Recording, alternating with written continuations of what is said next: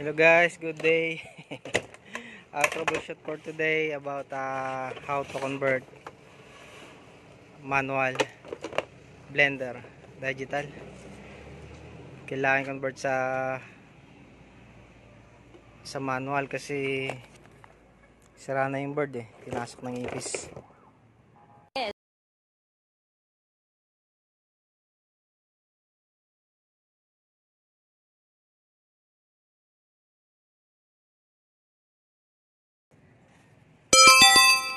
Kailangan convert sa manual. Pumayag naman yung may-ari. Maliging ito. Ito yung galing. Kasi ito pinasok na ng ipis mga parts. Pinalawang na rin. So pumayag yung may-ari na convert sa manual. Ito gagawin natin. Testing muna natin yung motor kung gumagana.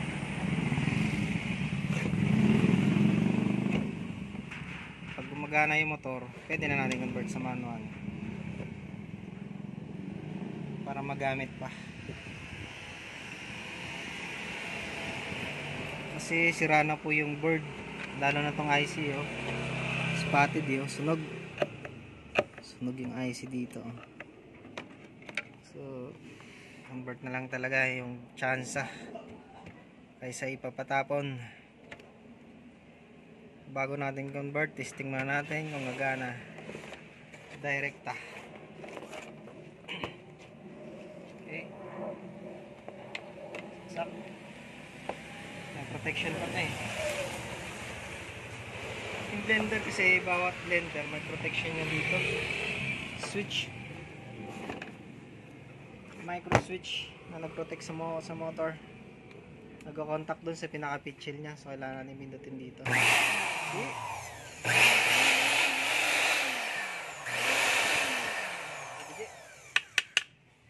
Dito kasi may ikot Ito yung pinaka-micro switch niya. Ito yung nagpo-protect sa pitchil.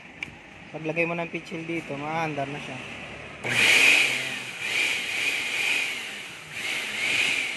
Kaya gumagana naman. Meron kami rep yung micro switch para dun sa pitchil. Nag-store lang tayo ng Indiana Gumagana na. So convert na lang natin sa switch. Pumayag na yung may-ari. Okay. Nag-play ba? Hanap tayo ngayon switch. Mounted natin ngayon yung switch dito. On off, on off. Okay. Pause mo muna Start. Ito na guys, makakuha na tayo ng switch. Tetester na lang natin kung okay pa yung switch. Ayan, okay. So planuhan natin ngayon paano ilagay dito yung switch. Kasi di ba pangit pag dito sa gilid.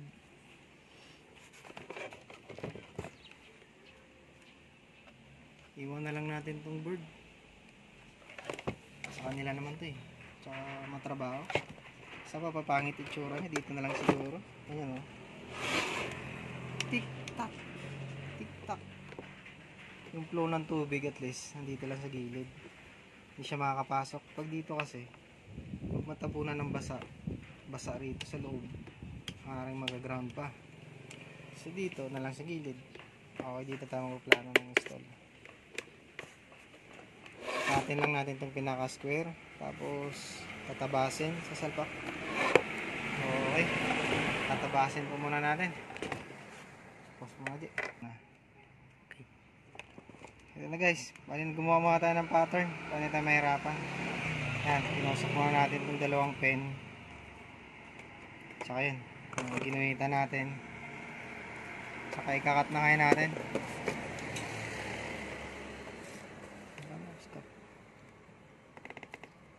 Ikakat na natin ngayon yung pattern para sa switch, para hindi lumagpas yung butas natin. Ayan.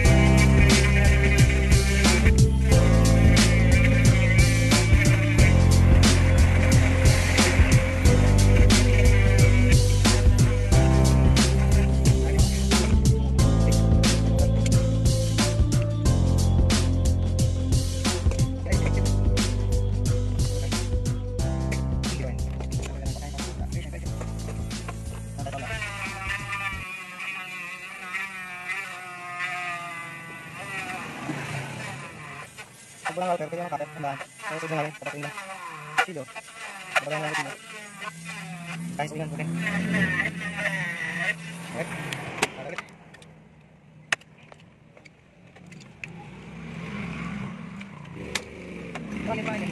Try again. Yun. Okay guys, nagkasya na. Pwede na natin i-rekta.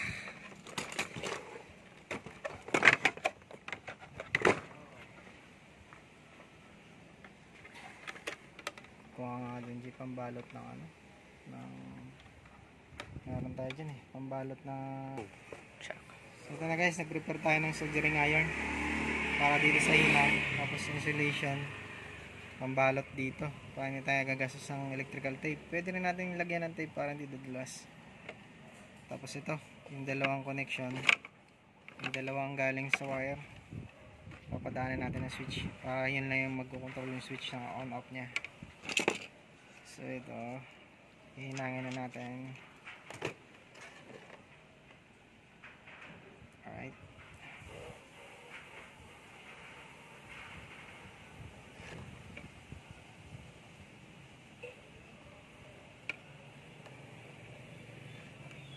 Pasensya na kayo sa soldering iron ko. Wala pa kasi pambili, kaya dapat mag-subscribe muna kayo para may pambili pa kami. Para sa next video, high-tech lang yung gamit namin. Subscribe kayo guys, tapos push notification bell para mapala nyo yung mga life hack every upload. Kung may life hack, tanggalin mo natin itong talas kasi gusto sa ano yun. Yan, wala na yung talas nya. Paplat mo siya ng ganito. Pangat pa yung mga gamit natin ayaw kasi mag-subscribe ayaw i-push yung notification mamakawa pero seryoso guys, i-like nyo yung YouTube namin, subscribe. Sa mga tatay dyan na walang ginagawa, may mga nakatambak na gamit dyan, baka meron kayong ganito, apply nyo na para matuwa naman si Mrs. May nakalimutan tayong hinangin yung switch.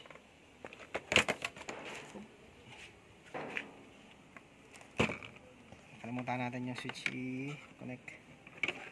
So mukhang matibay naman to mga sir. Okay na to, hindi na kailangan ng electrical tape. Life hack pa rin to. So yung board, hayaan na natin dyan kasi sa may-ari naman yan safe na lang natin na hindi mag-smagi dun sa motor dito. Iwasan na lang natin dyan kasi yun lang nakalimutan natin ngayon mainit na siguro yung soldering iron natin. Hinangin na natin to, baka hinangin pa ng iba. Ilid natin pa rin tayo mahirapan.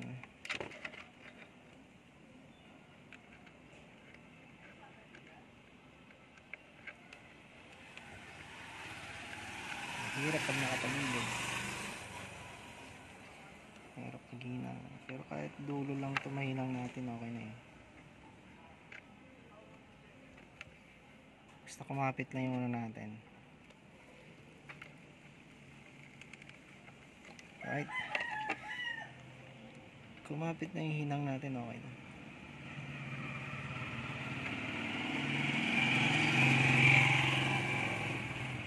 Yun, ganun yung paghinang. Yabang yun. Initin mo muna yung bakal sa mga baguhan dyan. Initin mo muna yung pagkakapitan mo. Lagyan mo muna ng lid. Tapos ito na yung isang linya. Ilagay na rin natin.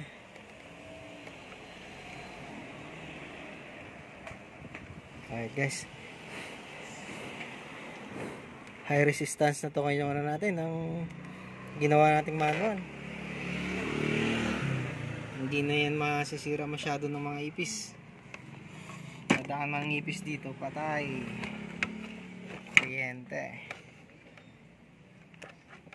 So ito, kailangan natin si-save to mga to.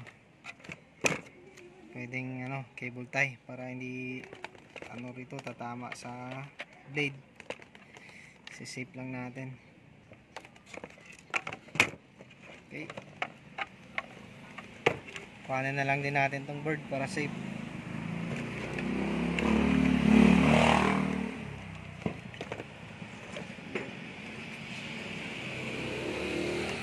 Bird. Push mo ulit. Ikaw mga ibutay.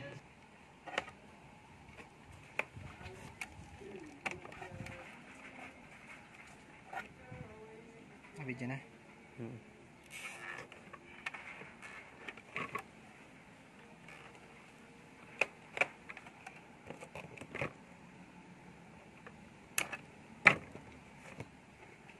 Guys, konting linis na lang kasi minahaya ng ano yung ipis. May itlog pa oh. May anak pa. Paborito nila mamahay dito, matamis kasi.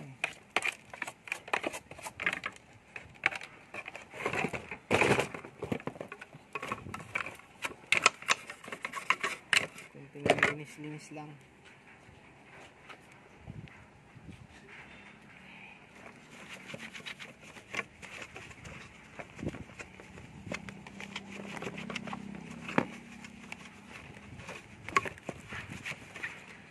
Pwedeng may sabon, pwede rin hindi inaanlawan para amoy sabon, hindi na halos babahayan.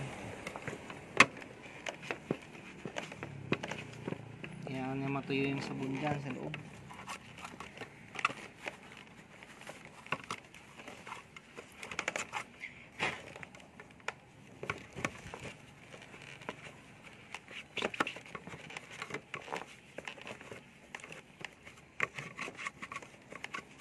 At least nalinisan. Importante lang ako naman dyan makakasingaw itong area na ito kasi singawan ng ano, motor. Masyado init.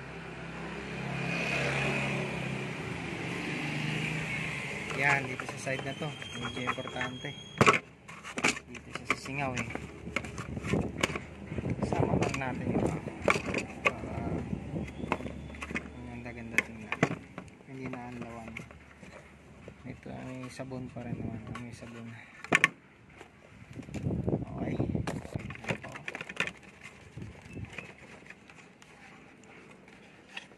Okay na yan. Siguro quality na siguro yan.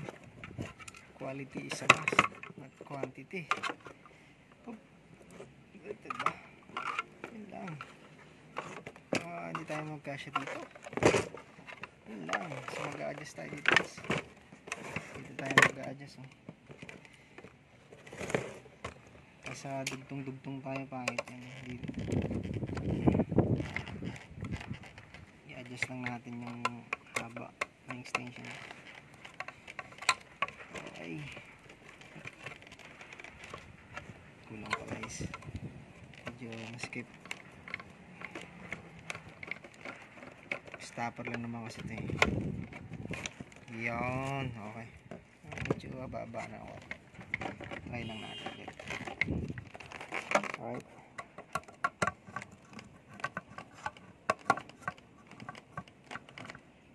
Okay. Safety naman. For safety. Test ng hugot.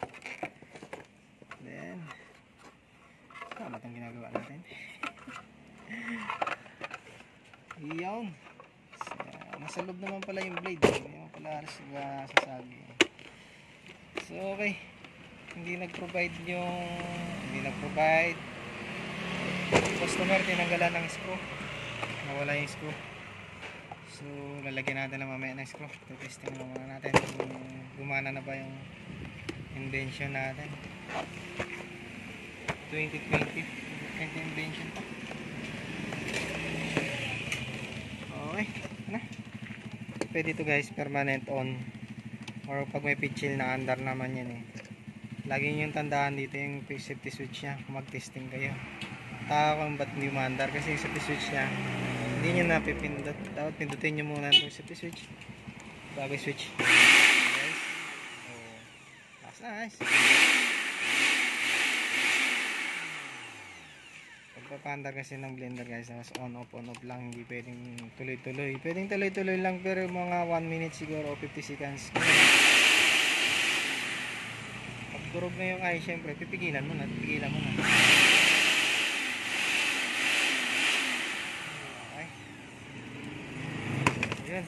Hanap na lang tayo ng apat na screw kasi yung apat na screw nabuksan na ng customer. Tapos kunting linis, tapos babalik na sa customer. So maraming salamat po guys. See you in my next video. Please subscribe to my YouTube channel.